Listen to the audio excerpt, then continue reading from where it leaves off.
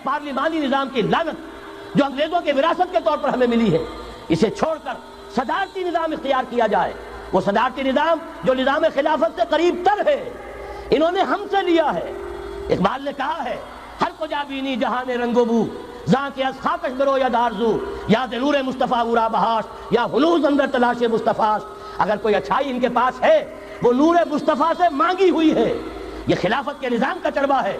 ایک شخص کو منتخب کرو، اب اسے اختیار دو، اس کے ہاتھ کھلے رکھو، اسے کام کرنے دو۔ ہاں امپیچمنٹ کا نظام ہو، غلط ہو تو اسے سیدھا کرنے کا نظام ہو، اس کے لیے آپ امپیچمنٹ کا نظام آج کی جو امریکہ کی حکومت ہے اس میں بھی ہے۔ اور کیسا ہے کہ ذرا سا اندیشہ ہوا تھا اور نکسن صاحب جو بھاگ کھڑے ہوئے تھے۔ تو میرے نزدیک صدارتی نظام اور چھوٹے صوبے، یہ بڑے بڑے صوبوں کی ضرورت نہیں ہے، چھوٹے صوبے ہوں، لوگوں کو سہولتیں ہوں، ہر علاقے کے لوگوں کو معلوم ہو کہ ہمارے معاملات ہمارے اپنے ہاتھ میں ہیں۔ فرش التراب يضمني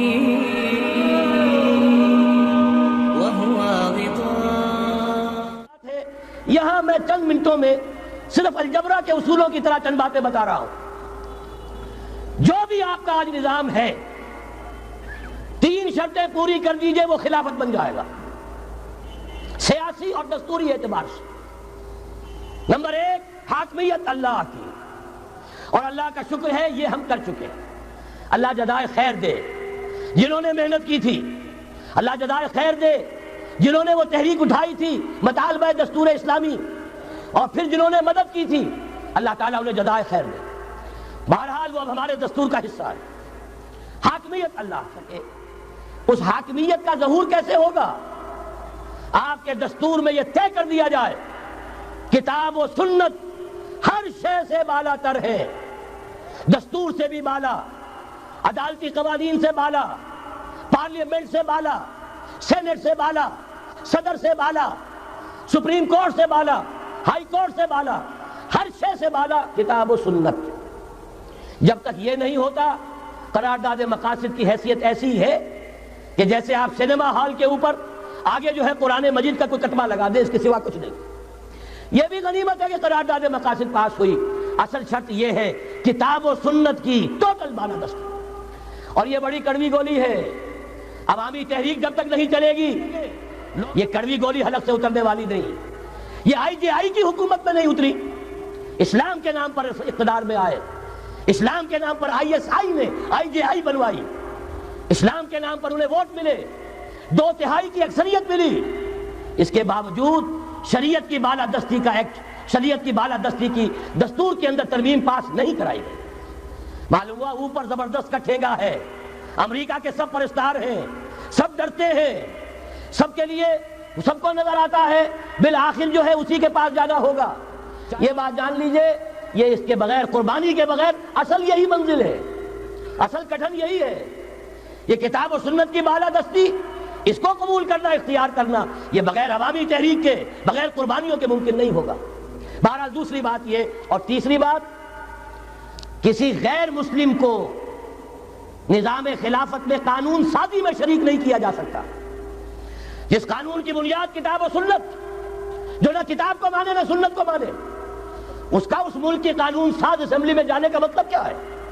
ان کی علیحدہ اسمبلیاں ہوں، ان کے جو حقوق ہیں مائنورٹیز کی حیثیت سے ان کی گارنٹی دی جائے، ان کی جان، مال، عزت، آبرو کا پورا تحفظ، ان کی پوری مذہبی آزادی، ان کی عبادت گاہوں کی پوری ضمانت، ان کی حفاظت کی، ان کا پرسنل لا ہو، سب کچھ ہوگا۔ قانون سازی میں غیر مسلم شریک نہیں ہو سکتا، نظام خلافت کی اعلیٰ ترین سطح کی پالیسی بنانے میں غیر مسلم شریک نہیں ہو سکتا۔ یہ معاملات ہمیں، یہ کڑوی گولیاں ہیں، لیکن صرف 3 گولیاں ہضم کر لیجئے، یہ نظام خلافت کا نظام بن جائے گا۔ البتہ چوتھی بات اور عرض کر دوں، وہ کہتا ہوں بہتر ہے کہ اس پارلیمانی نظام کی لعنت جو انگریزوں کے وراثت کے طور پر ہمیں ملی ہے، اسے چھوڑ کر صدارتی نظام اختیار کیا جائے، وہ صدارتی نظام جو نظام خلافت سے قریب تر ہے، انہوں نے ہم سے لیا ہے۔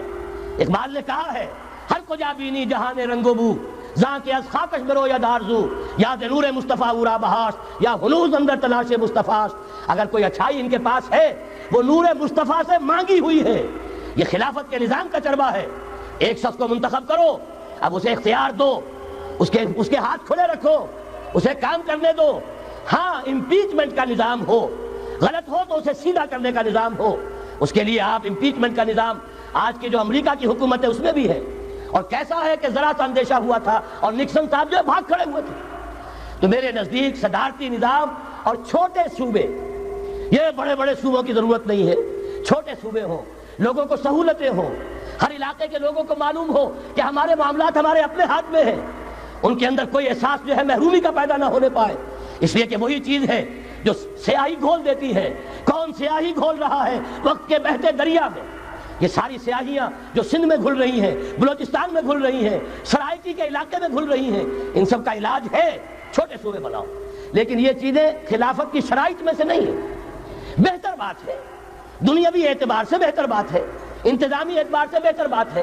باقی اصل شرائط 3: اللہ کی حاکمیت کا اقرار جو قرارداد مقاصد میں بالفعل ہے، کتاب و سنت کی ٹوٹل بالادستی. سپریم کورٹ کو اختیار دیجئے، وہاں جا کر کوئی بھی شہری پاکستان کا کوئی بھی عالم دین اگر ثابت کر دے فلاں قانون، فلاں ہدایت، فلاں انسٹرکشن، فلاں کوئی حکم جو دیا گیا ہے کتاب و سنت کے منافی ہے، فوراً کل عدم ہوگا.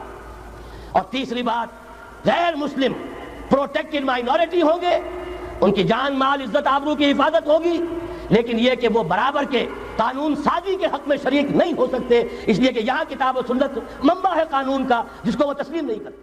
جی دوستو، جیسے کہ آپ لوگوں نے آج کی ویڈیو دیکھی ہے تو دوستو امید کرتا ہوں کہ ڈاکٹر سار احمد کا یہ بہترین بیان بھی آپ لوگ کو اچھا لگا ہوگا. جیسے کہ ڈاکٹر سار احمد نے بیان کیا پاکستان کے صدارتی نظام کے بارے میں، بہت خوبصورت بیان کیا ہے.